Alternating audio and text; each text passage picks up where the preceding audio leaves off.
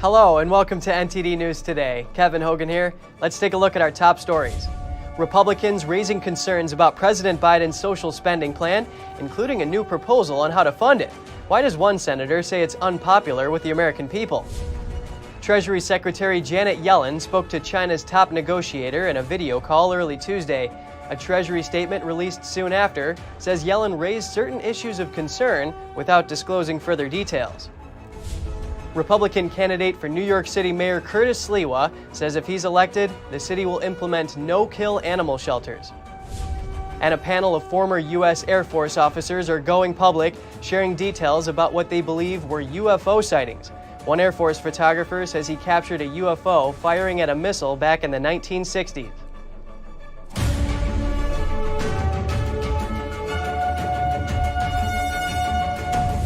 The clock is ticking for Democrats to reach a deal on President Biden's spending plan before he leaves for the UN climate conference. And now Republicans are raising new concerns about some of the proposals. NTD's Jessica Beatty reports. Republicans are raising more concerns about President Biden's Build Back Better spending plan. Mitt Romney warning about inflation on Fox News. So I think you're going to see legislation passed. But the real problem is the legislation is not popular with the American people, and it doesn't address the concerns people have. They're concerned about inflation. They're concerned about empty shelves, and this legislation makes things worse, not better. Economists describe inflation as too many dollars chasing too few goods. And the spending plan is a lot of dollars. Democrat leaders trying for $2 trillion of them. To put that into perspective, 2 trillion seconds is equal to over 63,000 years. And Republican Tim Scott warning about Democrats' new funding proposal, the unrealized capital gains tax. He told Fox News, part of their strategy right now is not only to increase the tax rates, but to find new ways to generate revenue from revenue that is not in your account yet. Democrats are considering taxing, quote, extremely wealthy individuals as their assets increase in value before they even sell or profit from them. The Wall Street Journal says it would affect around 1,000 Americans. Money manager Peter Schiff says it's unconstitutional, and the 16th Amendment only authorizes a direct tax on income, not unrealized capital gains. Meanwhile, Republican Bill Hagerty is warning about immigration provisions in the bill that would make hundreds of thousands more green cards available, something big tech companies support. But immigration hawks argue corporations would use this to bring in cheaper foreign labor and keep wages from increasing. All this as talks continue and Democrat leaders try to get everyone on board. No one ever said passing transformational legislation like this would be easy, but we are on track to get this done. They hope to reach a deal this week. Jessica Beatty, NTD News.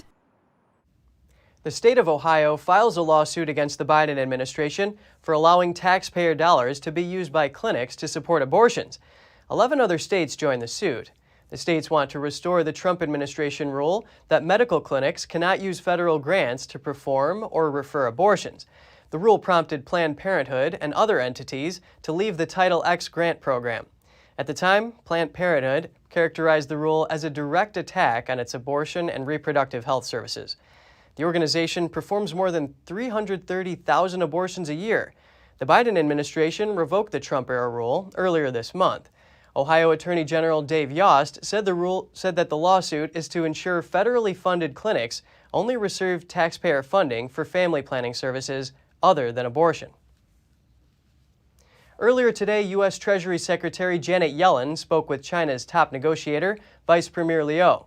Via video conference, the two sides discussed the Biden administration's economic plans and raised their respective concerns. U.S. Treasury Secretary Janet Yellen had a virtual meeting with China's Vice Premier Liu He early Tuesday. According to a statement from China's Commerce Ministry, the two sides conducted pragmatic, candid, and constructive exchanges on the macroeconomic situation and bilateral cooperation, and agreed to strengthen communication on macroeconomic policies. The statement says China expressed concerns about U.S. tariffs and the fair treatment of Chinese companies. A readout later released by the U.S. Treasury also mentioned Yellen frankly raised issues of concern, though the documents didn't disclose any details. Liu has been leading negotiations for Beijing since the U.S.-China trade war began. Earlier this year, he held talks with both Yellen and U.S. Trade Representative Catherine Tai. This comes as the Biden administration continues criticizing Beijing over its human rights violations and seeks to rally other countries to form a united front against China. Tai pledged this month to exclude some Chinese imports from the tariffs as a way to pressure Beijing. That's on the grounds of its failure to meet commitments made in the Phase 1 trade deal. Now we turn to Connecticut, where the pandemic is leaving its fingerprints on almost every aspect of daily life. A state representative has resigned after being charged with misusing federal COVID relief funds, and hundreds of the state's prison workers are defying the governor's vaccine mandate. They make up just under 10% of the Department of Corrections workforce. And a high school physical education teacher in the state who opted out of the vaccine is still on unpaid leave 4 weeks later. Earlier, I spoke with Lyman Hall teacher Kasim Outlaw, who says he's not against people using vaccines to manage their health, but he is against mandates. But when it comes down to making these decisions, I believe that should be made with yourself, your family, and your medical professionals. I can understand you place a lot of importance on what goes into your body, but why don't you plan to take the weekly tests? The testing, in my personal opinion, is an unnecessary medical procedure. I am a human being that's quite healthy, and to test myself continuously for something that is not showing any symptoms to me seems to be a misalignment with my core values. Now, do you know any other teachers that this is applied to? I know, not personally. I know a lot of teachers have reached out to me from across the state and even across the country and world, matter of fact, saying that they support my decision. They're in similar situations, but have not had the courage to let their voice be heard in this particular way. Well, along that vein, have you made a GoFundMe account or anything of the sort? I have not. My students lovingly made a change.org petition to try to get me back in the building. I don't know if that's going to make any headway or not, but I have not created a GoFundMe account. It's something that's been suggested to me, and as we go further on this unpaid leave, I might exactly have to do that. Kasim, you said you practice yoga. Is there any type of religious exemption you can apply for, or have you already? I have. My religious exemption was submitted over a month ago, and it was temporarily approved.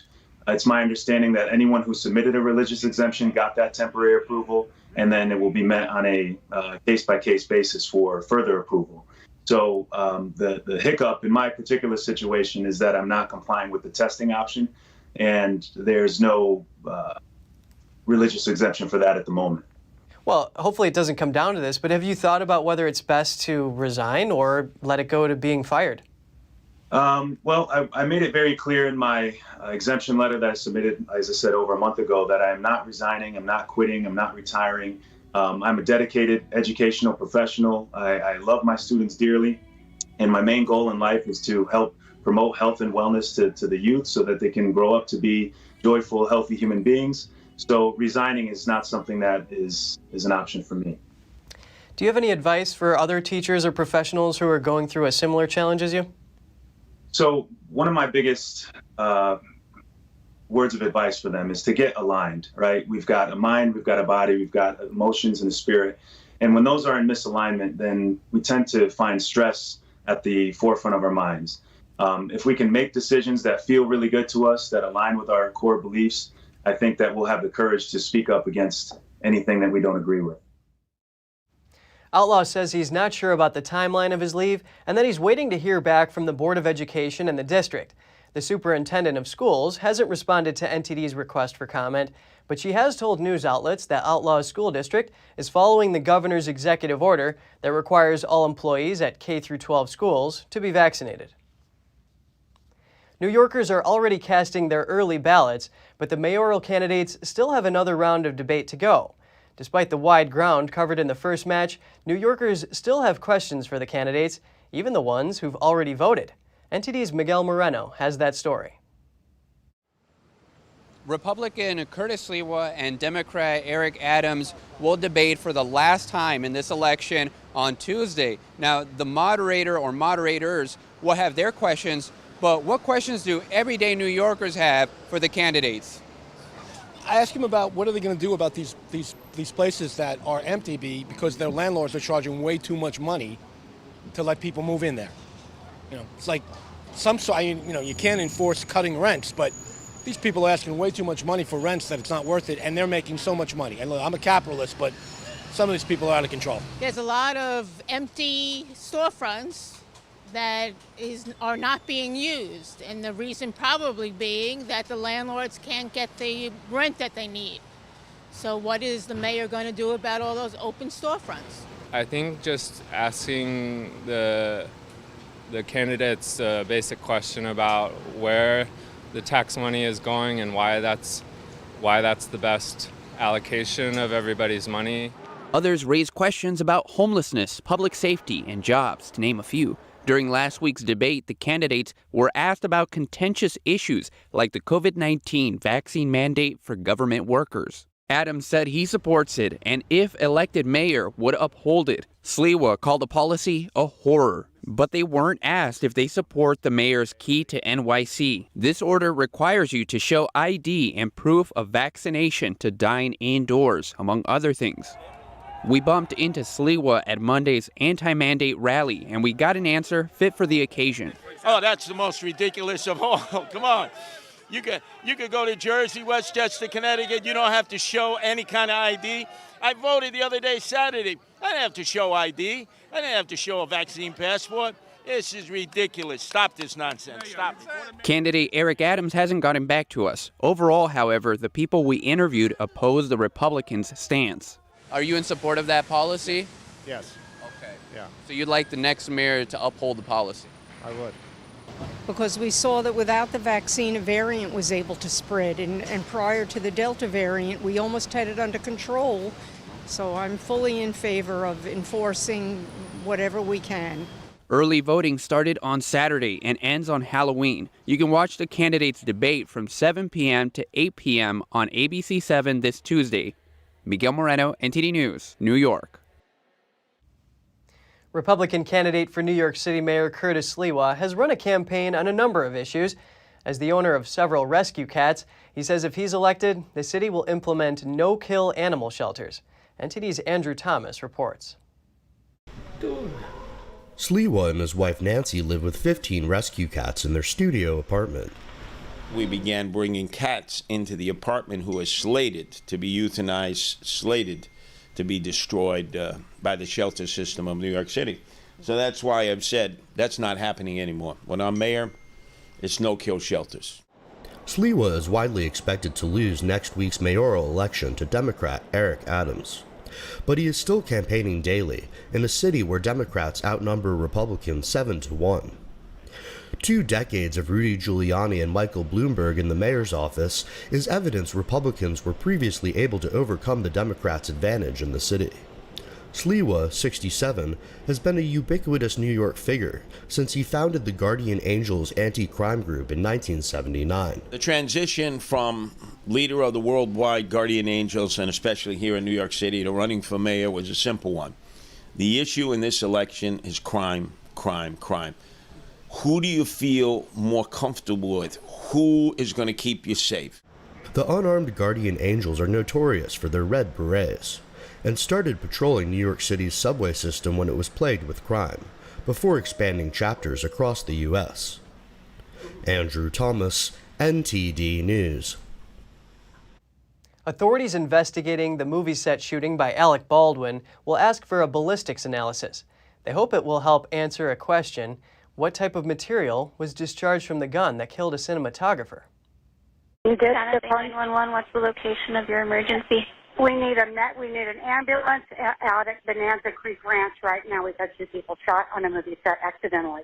Newly released audio of a 911 call and court documents from authorities in Santa Fe, New Mexico, offered grim details of the accidental shooting on the set of Rust. We need help immediately. Where cinematographer Helena Hutchins was killed and director Joel Souza was wounded by a prop gun fired by actor Alec Baldwin. So was it loaded with a real bullet or one? I cannot tell you that. Okay. We have 2 injuries from a movie gun shot. Okay, we're getting them out there already. Just stay on the phone with me. Thank you. One remaining mystery is what kind of projectile was fired from the gun and how it got there. He's supposed to check the guns. He's responsible for what happened now, Mimi? A spokesman for the Santa Fe Sheriff's Department said on Monday that investigators have spoken with the armorer, 24-year-old Hannah Gutierrez, who was responsible for the safety of weapons on the set. The sheriff's department also said investigators are conducting additional interviews with potential witnesses and hope a forensic analysis of ballistic evidence will shed light on what was fired from the gun. An affidavit released on Sunday said Baldwin had been handed a prop gun and was told it was unloaded. It went on to say that Baldwin was practicing drawing a revolver across his body and pointed it at the camera when it fired and struck Hutchins in the chest. Souza had been looking over the shoulder of Hutchins. We need some help. Our director and our cameraman, camerawoman has been shot. The Santa Fe County Sheriff and the local district attorney are scheduled to speak about the case at a news conference on Wednesday, but authorities said it would take time for investigators to draw conclusions about what happened. Sudan's military seized power from a transitional government on Monday. A health ministry official said 7 people were killed by gunfire and 140 injured in clashes between soldiers and street protesters. Global powers have condemned a military coup in Sudan and called on security forces to release those who were detained unlawfully. On Monday, the U.S. State Department released a joint statement co-signed by the UK and Norway.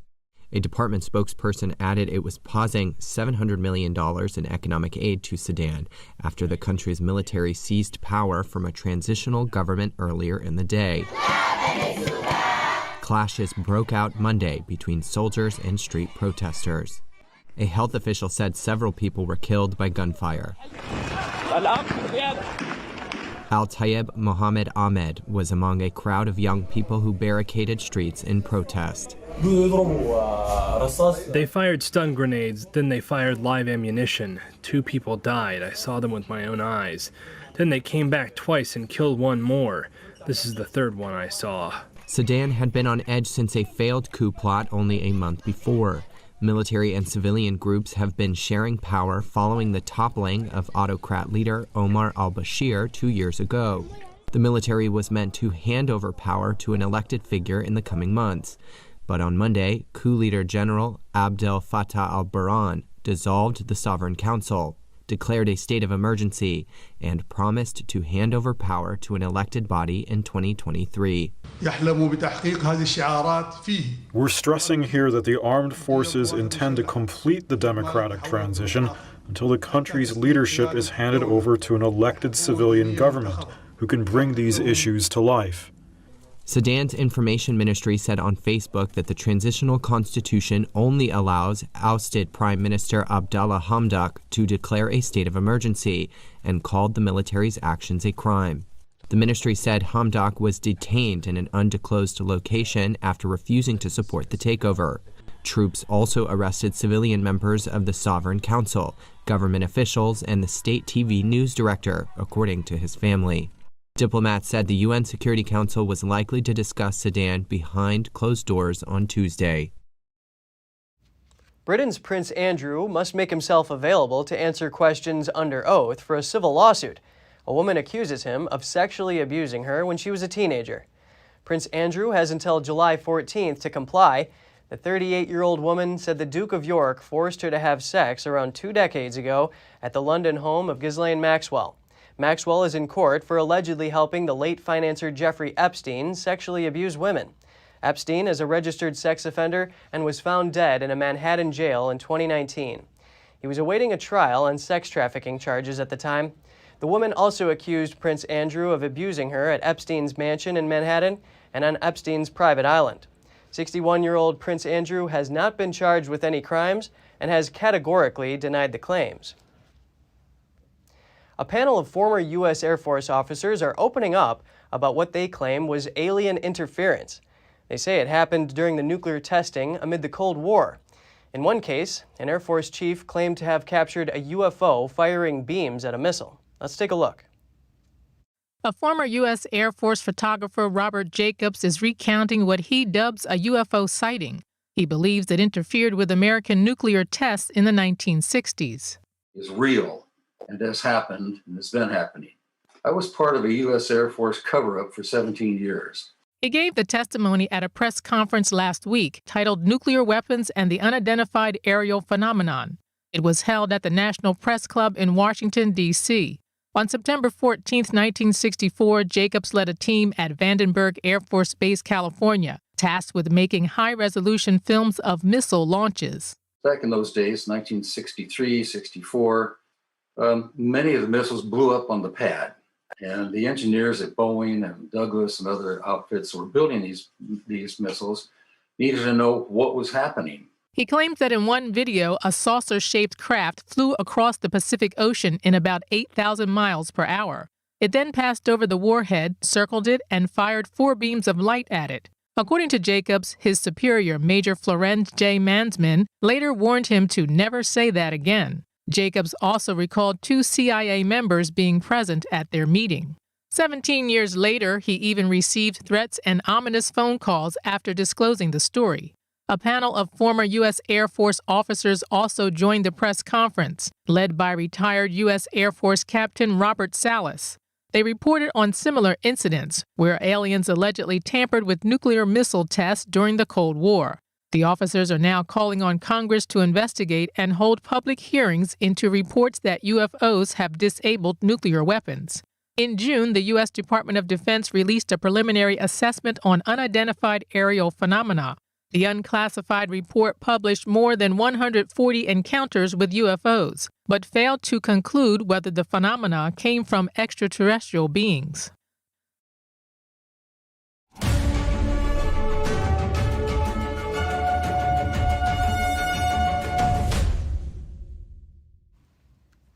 A Medal of Honor recipient known for his body of steel dies at 89 years old.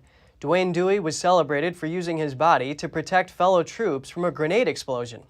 Dwayne Dewey fought in the Korean War and was just 20 years old when he performed the heroic act.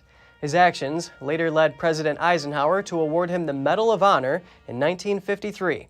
Eisenhower said he must have a body of steel to have recovered from his injuries. His 80-man unit was outnumbered by 700 Chinese troops while defending an outpost near a Korean village. A grenade detonated behind his heel, and while a doctor was treating him, another grenade rolled by. He was already on the ground and put his body over the new grenade to protect his fellow Marines from the blast. He was then taken to an area for the wounded. American troops held off Chinese forces, and Dewey survived amid the potential for fatal blood loss. At daybreak, he was taken to a field hospital. Doctors there discovered he had also been shot in the stomach. He spent over 4 months in military hospitals and returned home the next year. Only 3 Korean War Medal of Honor recipients survive. The National School Boards Association is apologizing for its contentious letter to the Biden administration. In the letter, the school board group compared alleged parent threats to domestic terrorism. Here are the details.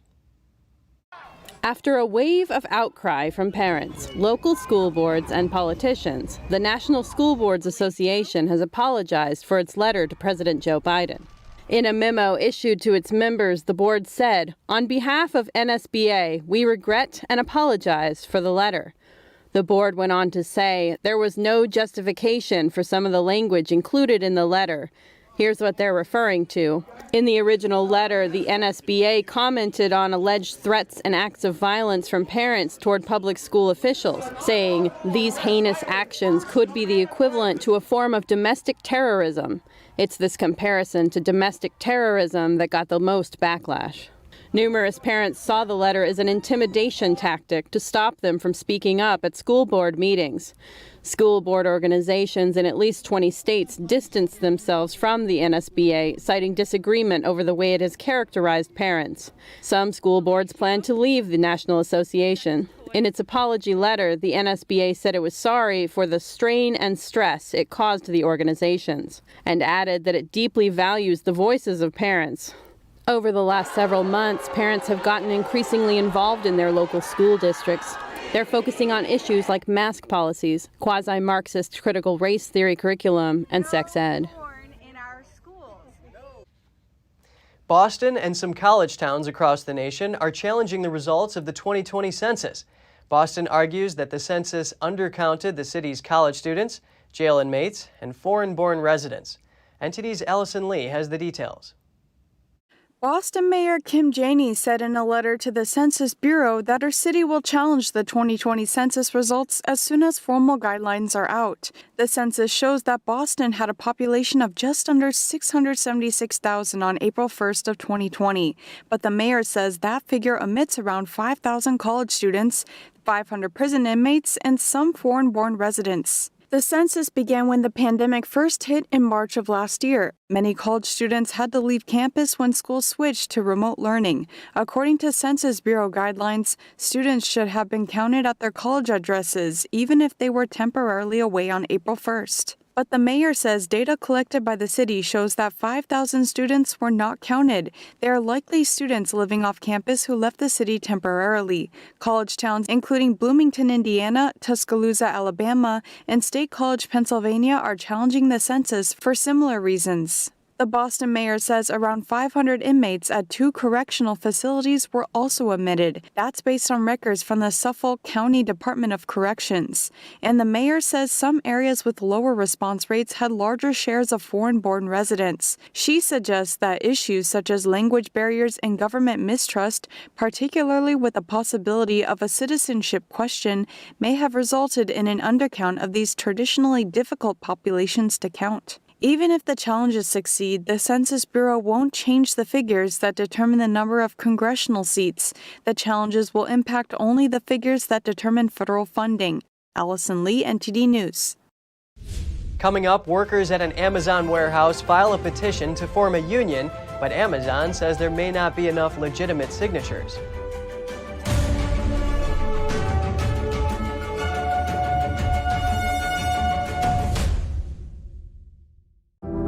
Secure, the true solution for your digital privacy and security. Secure is a private and secure messaging and email solution hosted in Switzerland, using military-grade encryption and Swiss privacy laws, giving you true privacy. Secure is 100% private and does not collect or sell any of your personal data. Secure's Helix technology connects you securely to our Swiss servers without the need of a VPN, guaranteeing privacy and security for all your communications. Secure Messenger doesn't require your phone number or any personal data that hackers target. Chat by Invites allows you to chat privately and securely with anyone outside of your secure network without the need for others to download Secure. Secure Send offers you a private and secure way to email anyone outside of Secure. You won't find this level of privacy or security on any other email or instant messaging application. Visit secure.com. Regain and protect your privacy today.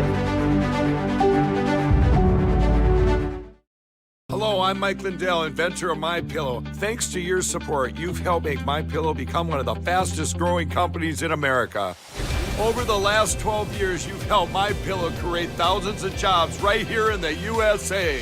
When I got MyPillow, I'm asleep almost immediately. I stay asleep at night and I wake up more well-rested in the morning. That's why I invented MyPillow. My patented fill adjusts to your exact individual needs and helps keep your neck supported and aligned. I'm interrupting this commercial right now. Retailers have canceled MyPillow, and to thank you for your support, I'm going to pass the savings directly on to you. For example, you get my 6-piece towel sets, regular $109.99, now only $44.98, or MyPillow dog beds for as low as $19.99 with your promo code. For the best night's sleep in the whole wide world, visit MyPillow.com.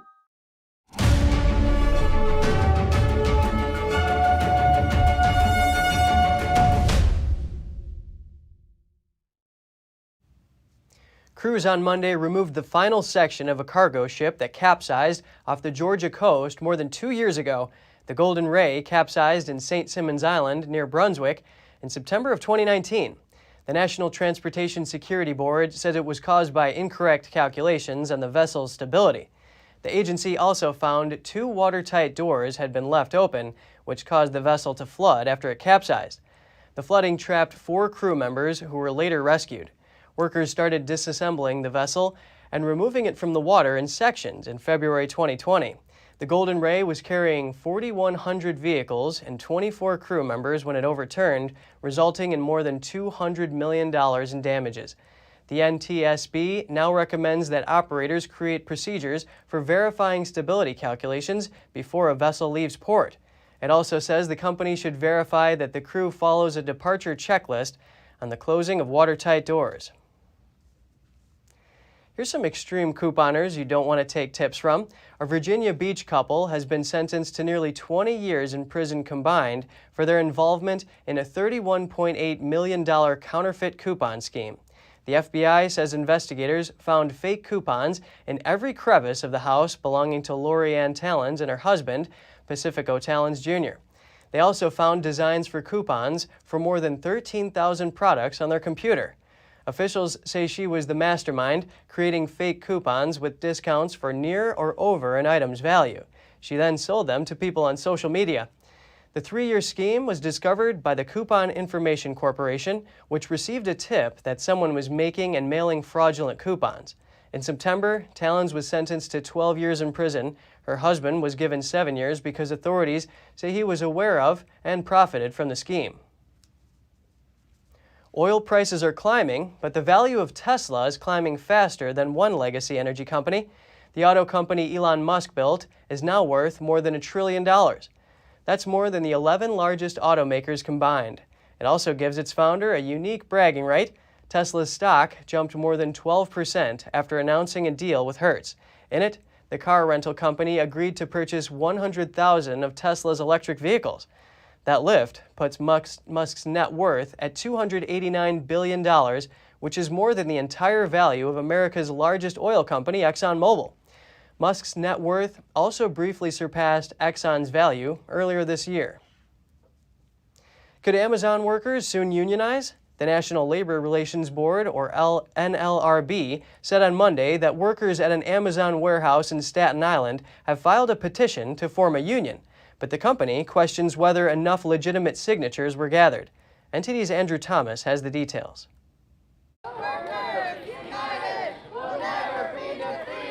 This is the second time that U.S. employees for the world's biggest online retailer have aimed to unionize this year, following a failed effort at an Alabama facility in April. Amazon has long resisted unionization efforts. We're treated like numbers, like robots.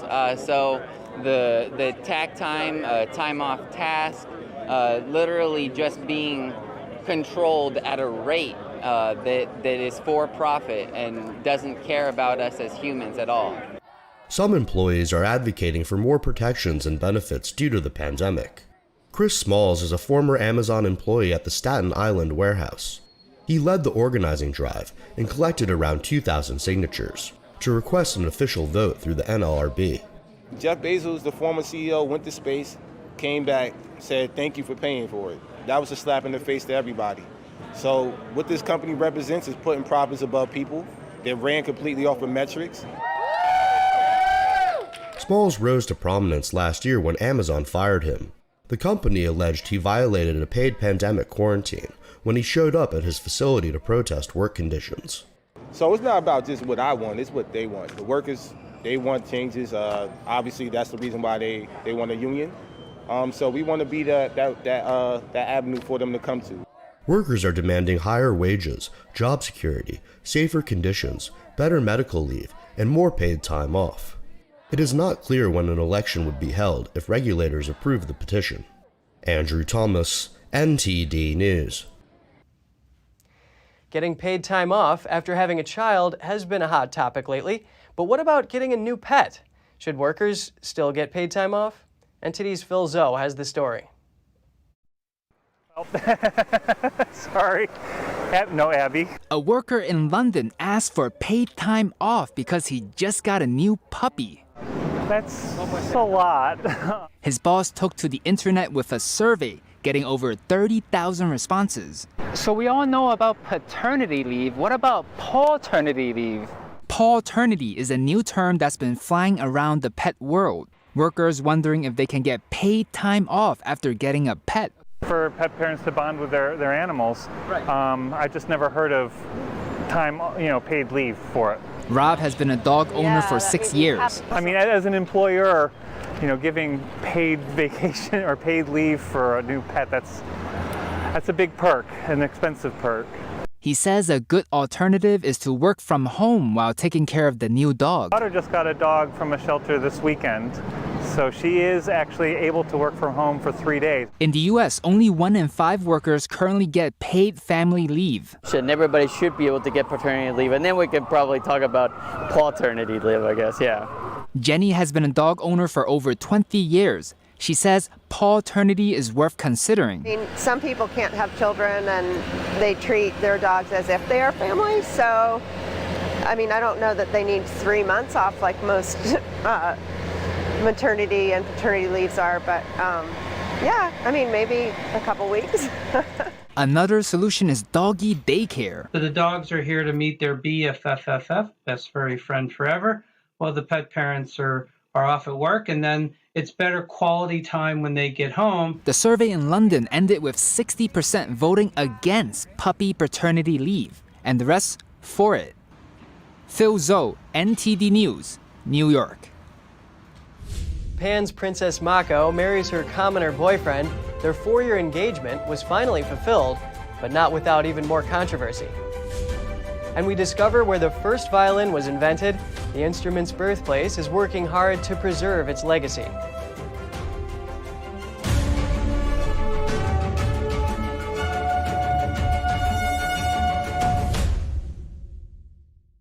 I will bless those who bless you.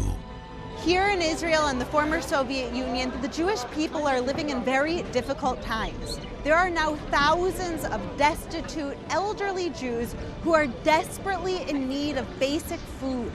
The International Fellowship of Christians and Jews is on the ground with survival food boxes, but the need for food is growing.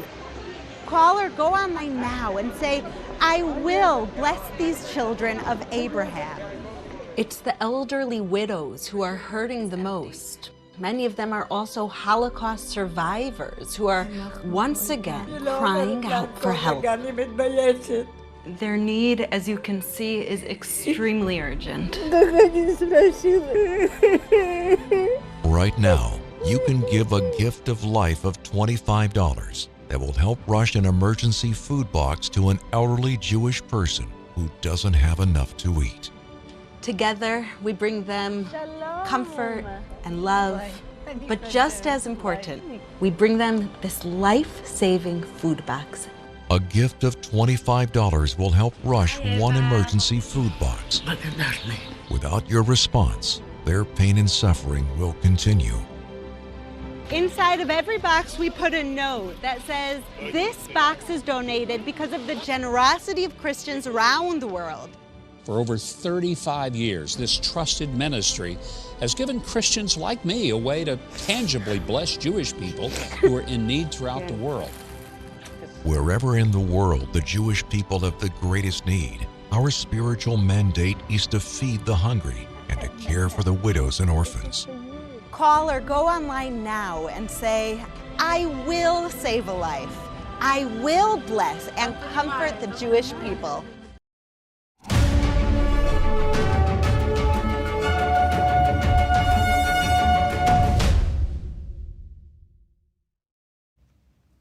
Japan's Princess Mako married her commoner college sweetheart today and left the royal family after a years-long engagement. Japan's Princess Mako gave up her title and married her college sweetheart, Kei Komuro, on Tuesday. The couple forewent the usual pomp that makes a royal wedding and instead had an official submit paperwork to a local office in the morning. Mako also refused to receive a one-off payment of about $1.3 million, typically made to princesses when they marry. The understated wedding follows a 4-year engagement beset by scandal, delay and mental anguish. News in 2017 of the couple's plan to marry was initially cheered by the country. But things soon turned sour as tabloids reported on a money scandal involving Komuro's mother. In an unusually frank joint news conference with her new husband, Mako said incorrect news reports had caused her great sadness, stress and fear. She was diagnosed with post-traumatic stress disorder earlier this year. I was terrified and sad when false information was covered by the media as if it's the truth and spread to become an unfounded story. I am appreciative to those who continue to believe in Kei, even in difficult situations. On Tuesday, protesters also took to the streets of Tokyo to voice their opposition to the marriage. They accused the couple of forcing it through without giving the public an explanation. Mako and her new husband will live in New York after she applies for the first passport of her life. Sotheby's is putting an example of the world's first postage stamp up for auction. The stamp is called the Penny Black and is expected to take in $8.25 million. Is the very point. It is the very first, and it is the earliest known dated stamp. It came from the very, very first sheet ever printed. The auction price in sterling will be set at between £4 and £6 million. I'd be disappointed if it didn't therefore exceed that, because this is a world icon. It is the world's first stamp. It took me 3 years with a team of people to collect the information and to be able to validate. It is certified by all of the top authorities and has been shown in major events as the star item. Before the introduction of this stamp, when mailing something, the recipient paid the postage cost. The stamp is one of 3 penny blacks believed to have survived from the very first sheet of printed stamps. The other 2 are part of the British Postal Museum's collection. The current owner obtained the stamp and its document around 10 years ago. He undertook a 3-year research project to determine its authenticity. The stamp has certificates from the Royal Philatelic Society and British Philatelic Association. Sotheby's says it's the first of its kind to be offered at auction. It's been about 500 years since the violin was created, and it's still one of the most popular instruments in the world. If you don't play it, you probably know someone who does. But do you ever wonder where the first violin was made? NTD's Miguel Moreno has that story. Maybe you like the sound of the violin. Maybe you don't. The city of Cremona in Italy, however, doesn't put such an emphasis on the sound of this instrument. But it sure does pride itself as being the birthplace of the violin and of the inventor who brought it into existence, Andrea Amati. Still today, nearly 500 years later, the city's luthiers have preserved the traditional craft-by-hand art of violin making. The Cremona-born gentleman here, before his image was set in stone, is estimated to have made more than 1,000 stringed instruments, including violins and harps. The craft's serious business. Take it from Virginia Villa, the director of the Cremona-based Museum of Violins. Cremona has been listed by UNESCO as intangible cultural heritage for the luthiers' skills. Therefore, the skills of the luthiers at work, as with the skills of the past and the present skills, this history is important. These rules are important. And the fact that the violin is to this very day a nearly perfect instrument says it all. In a year, a typical luthier may make a dozen violins. But what's so special about a handmade instrument? Bruce Carlson's got a shop in the city. He says it's all in the details. Main difference is attention to detail. Obviously, when you're producing in large quantities of instruments, it's not possible to be so meticulous in every detail. You're trying to be efficient so that you can produce large numbers of instruments. Some of the efficiency is lost, but at the same time, the handwork also gives a certain personality to instruments that I think a lot of industrial instruments don't have. Maybe the violin doesn't suit your musical taste, but what about the sound of a city working to preserve its legacy? Miguel Moreno, NTD News. Many mainstream health organizations recommend a minimum of 250 to 500 milligrams of omega-3s per day for healthy adults. Let's look at 10 foods that are very high in omegas. Here's Gina Marie, who brings us Strong Mind and Body.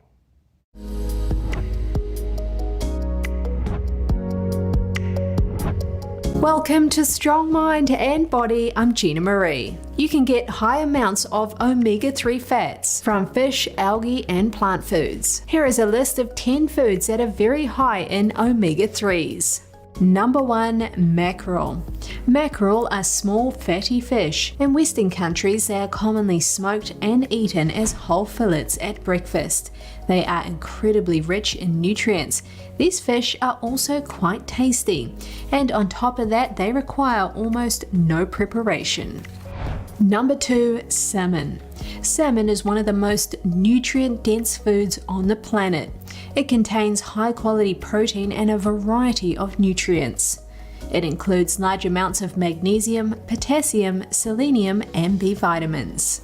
Number 3. Cod liver oil. Cod liver oil is more of a supplement than a food. As the name implies, it is an oil that is extracted from the livers of codfish. Not only is this oil high in omega-3 fatty acids, it is also loaded with vitamin D and vitamin A. Number 4. Herring. Herring is a medium-sized oily fish. It is often cold smoked or pre-cooked and then sold as a canned snack. A standard smoked fillet contains vitamin D, selenium, and B12. Number 5. Oysters. Shellfish are among the most nutritious foods you can eat. In fact, oysters contain more zinc than any other food on the planet. Oysters are usually eaten as an appetizer, snack, or whole meal. Number 6. Sardines. Sardines are very small, oily fish. They are commonly eaten out of a tin or jar as a starter, snack, or delicacy. They contain almost every single nutrient that the human body needs. Number 7. Anchovies. Anchovies are tiny, oily fish that are often found dried or in a jar with oil. They are usually eaten in very small portions, such as rolled around capers, stuffed in olives, or as pizza and salad toppings. Anchovies are a great source of niacin, selenium, and boned anchovies are also rich in calcium. Number 8. Flax seeds. These seeds are a rich whole food source of omega-3s. Flax seeds are also very high in fiber, vitamin E, magnesium, and other nutrients. They have a great omega-6 to omega-3 ratio compared to most other oily plant seeds. Number 9. Chia seeds. Chia seeds are incredibly nutritious. They are rich in manganese, calcium, phosphorus, and various other nutrients. A serving of chia seeds also contains protein and all 8 essential amino acids. Number 10. Walnuts. Walnuts are very nutritious and loaded with fiber. They also contain high amounts of copper, manganese, vitamin E, and important plant compounds. However, do not remove the skin. It contains most of the phenol antioxidants found in walnuts. As you can see, getting plenty of omega-3s from whole food should be relatively easy. Thanks for watching. At NTD, we're honored to be your source for the news.